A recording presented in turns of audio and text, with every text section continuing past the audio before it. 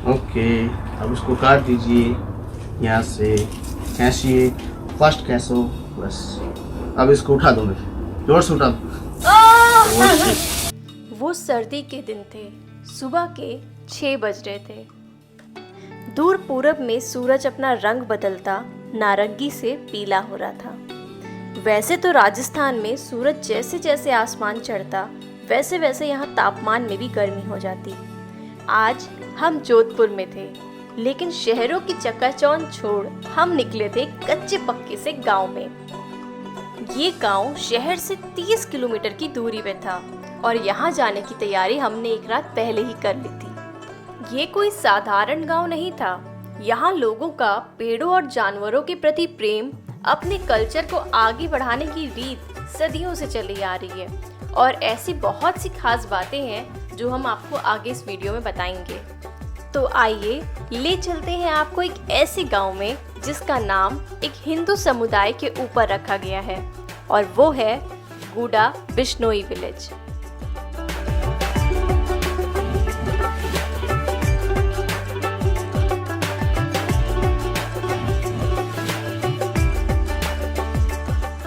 यहाँ पहुंचकर हमने एक जीप बुक करी जो कि हमें वाइल्ड लाइफ सेंचुरी से लेकर गांव की पूरी सैर कराएगा। और हाँ, गांव वालों के साथ ही बैठकर आज हम दोपहर का खाना खाएंगे। काफी इंटरेस्टिंग है ना? तो आइए चलते हैं। तो सफर के शुरू होते ही हमारे गाइड ने बताया कि यही वो जगह है जहाँ से चिपको मूवमेंट स्टार्ट हुआ था। आई एम श्योर आपने बचपन में इसके बारे में जरूर पढ़ा होगा। इसके पीछे की कहानी यह है कि एक बार मारवाड़ के राजा अभय सिंह को कुछ लकड़ियों की जरूरत पड़ी। उन्होंने अपनी सेना को गांव से लकड़ियां लाने के लिए कहा। आदेश पाते ही सेना गांव में लकड़ी काटने पहुंच गई। तब गांव की एक महिला जिसका नाम अमृता देवी था और उनके 3 बच्चे पेड़ से चिपक गए और पेड़ काटने को मना किया। वहीं दूसरी ओर सेना नहीं मानी और उस महिला ने बोला कि ये लकड़ियां काटने से पहले मेरा सर काटना होगा। ये सुनकर सेना अचंभित हो गई, लेकिन राजा का आदेश पूरा तो करना था। उसके अनुसार उन्होंने सभी को मार डाला। ये देखते ही गांव के और लोग भी इकट्ठा हो गए और देखते ही देखते 360 लोग से ऊपर मारे जा चुके थे। इसकी खबर जब राजा को पड़ी तो उन्होंने गांव वालों से माफी मांगी और पेड़ काटने को मना किया। ये किस्सा 1730 का है।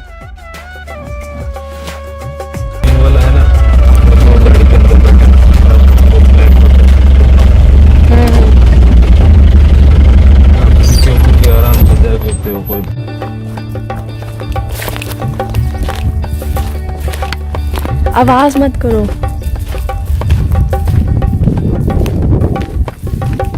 We are chasing them.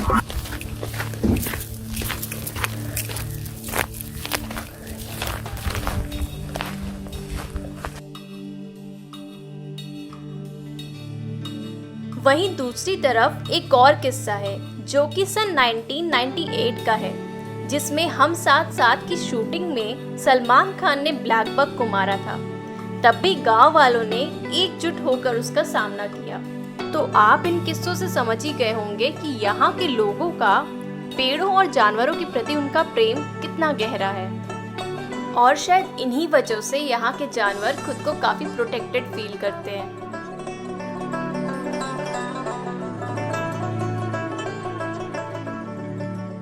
तो बातों ही बातों में हम आ गए लूनी नदी के छोर पे। ये राजस्थान की सबसे लंबी नदी है जिसकी शुरुआत पुष्कर वैली से होती है और रन ऑफ कच्छ में ये खत्म हो जाती है।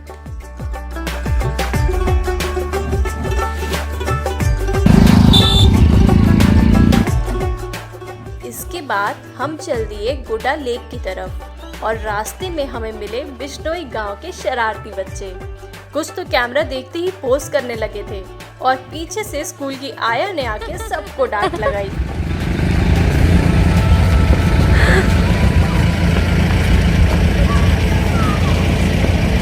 बाय।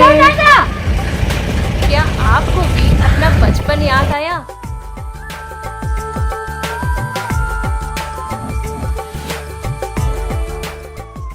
वैसे जितना मुझे समझ आया, इस गांव की औरतें यहाँ की तरक्की में काफी बढ़ चढ़ कर हिस्सा लेती हैं।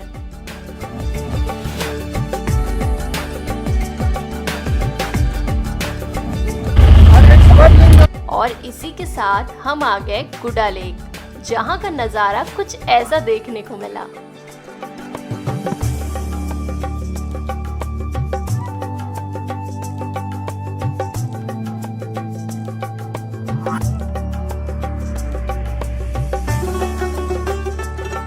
हमने भी कुछ पल इस लेक के किनारे बैठ के बिताए। हालांकि गर्मी तो बहुत थी, लेकिन पानी की वजह से महसूस नहीं हुई। चिड़ियों का झुंड ना जाने कहां-कहां की सैर करके पानी में डुबकियां लगा रहा था।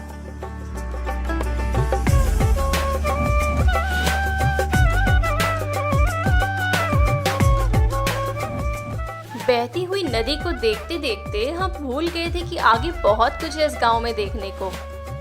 तो लेक से निकलकर हम आ गए वाइल्ड लाइफ देखने, जहां हमने अनेक तरह की पक्षियां और जानवरों को देखा।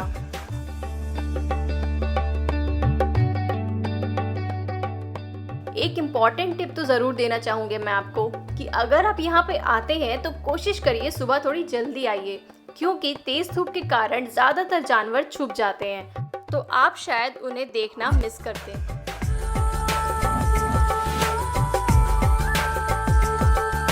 लाइन भी बना के वाइट वाली रहती है, कौन सा होता है? वाइट साइबेरियन भी होते हैं। तो इन सब के बाद हमें लगी थी भूख और हम आ गए हैं लंच करने। पहले तो बिश्नोई विलेज इतना कमर्शियलाइज्ड नहीं हुआ करता था, लेकिन अब ऐसे छोटे छोटे कुछ कैंप्स बना दिए गए हैं जहां आप रुक कर भी इस गांव का लुत्फ उठा सकते हैं।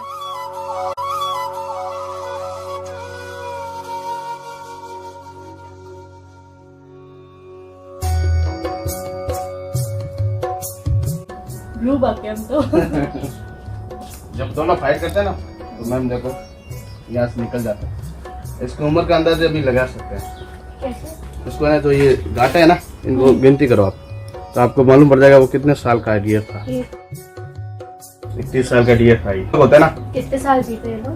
वो तो उम्र तो काफी होती है मैम इनकी। लेकिन ये जो ब्लैक बॉक होता है ना, हमेशा झुंड के साथ में नहीं रहता। जो इन्हीं होती है ना, इन्हीं, वो तो दूर ही रहती है, क्योंकि झुंड में रहेंगे ना तो वो फाइट करेंगे। ये दोनों साथ में रहता है तो भी फाइट करते हैं। अभी आपने देखा होगा ना ब्लैक बॉक, तो एक दो ऐसे नजर आएंगे, वो झुंड में नहीं रहते हैं, बहुत डेंजर होते हैं। तो इसको ऐसे अंदर से आंतड़ी बने का बहुत स्ट्रॉन्ग है ना, ये गुड लक भी होता है, घर के अंदर भी रखना चाहिए इसको।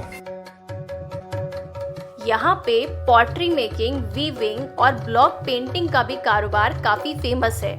इनफैक्ट सिटी में भी सामान यहाँ से जाया करते हैं। तो चलिए पहले हम ले चलते हैं आपको पॉटरीज दिखाने, और मौका मिला तो थोड़ा हम भी अपने हाथ आजमा लेंगे। सर यहाँ से 75 किलोमीटर दूर गांव है मोकल सर, वहाँ से मिट्टी को लेके आते हैं, लाके फिर इसको डंडे से कूटते हैं, फिर एक दिन इसको पानी के अंदर भिगो के रखते हैं, फिर इसको बाहर निकालते हैं। तो इसके अंदर लकड़ी का बुरादा, राख और नमक 3 चीज मिक्स करते हैं सर। फिर इसको ऐसा रोल्स बनाते हैं, फिर व्हील पे बनाते हैं सर। बनाने के बाद में इसको 5 दिन धूप में सुखाते हैं, फिर भट्टी में पका देते हैं सर। और ये सर मेरा पारिवारिक काम है सर, ये हम आपको बना के बताएंगे।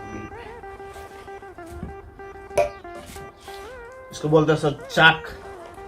चाक। हाँ जी, देखिए क्या से क्या बन जाएगा सर।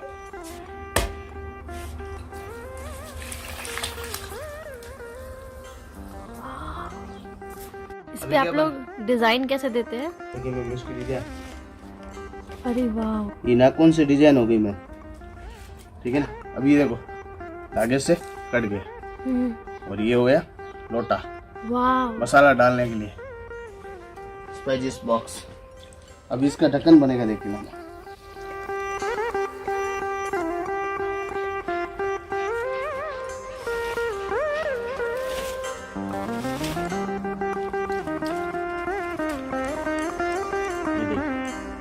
इसका ढक्कन होगा, देखो सेम साइज, बिना कोई नाप का। कर लो इसको बोलते सर गल्ला, गल्ला। Piggy bank.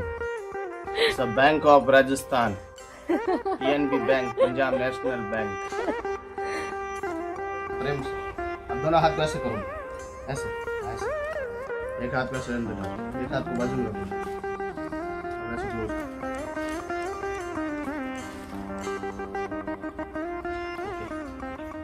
ओके, अब उसको काट दीजिए यहाँ से, ऐसे फर्स्ट कैसे। अब इसको उठा दो, जोर से उठा दो।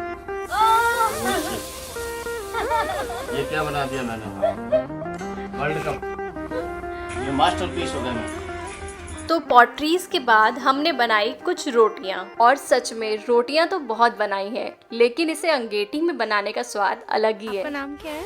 मीना मीना लेकिन बढ़कर दोगे तो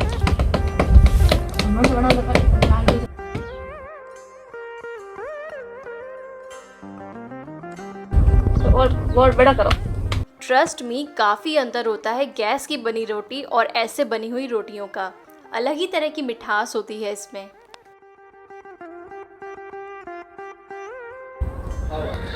हो गए, हो गया। ब्लो करिए, ब्लो। ब्लो करने से मुझे ऐसे ही रख देंगे, फूल जाएंगे। लड़वा पे कहाँ से आया? हम लोग इलाहाबाद से।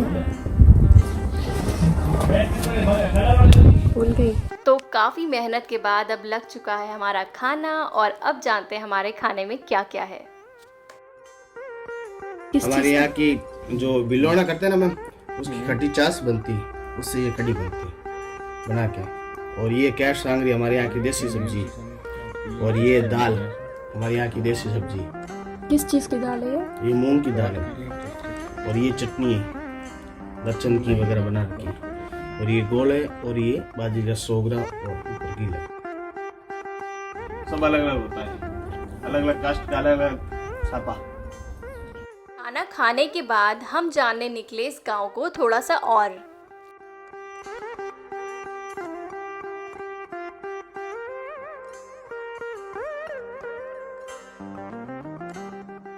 और इसी के साथ हम आ गए वीवर्स की फैक्ट्री पे, जहां तरह तरह की कारपेट्स बनती है। उन्होंने हमें बताया कि कारपेट कैसे बुनते हैं, और एक कारपेट को बुनने में लगभग 1 साल से 6 महीने का समय लग जाता है। राजस्थान में कारपेट का प्रचलन राजा महाराजाओं के ही दौर से चला आ रहा है। तो जैसा कि आप लोग को मालूम ही होगा कि राजस्थान में ब्लॉक पेंटिंग कितनी फेमस है। बेडशीट से लेके साड़ियाँ, ड्रेसेस, हर किसी में ब्लॉक पेंटिंग ज़रूर हुआ करती है, और आज हमें भी इसे देखने का और करने का मौका मिल गया। तो इस व्लॉग के लिए इतना ही। उम्मीद है आपको ये वीडियो पसंद आई होगी, और हाँ, अगर आपको इस वीडियो से कुछ भी सीखने को मिला है तो चैनल को सब्सक्राइब करना मत भूलिएगा। और तब तक के लिए खंबा गड़ी।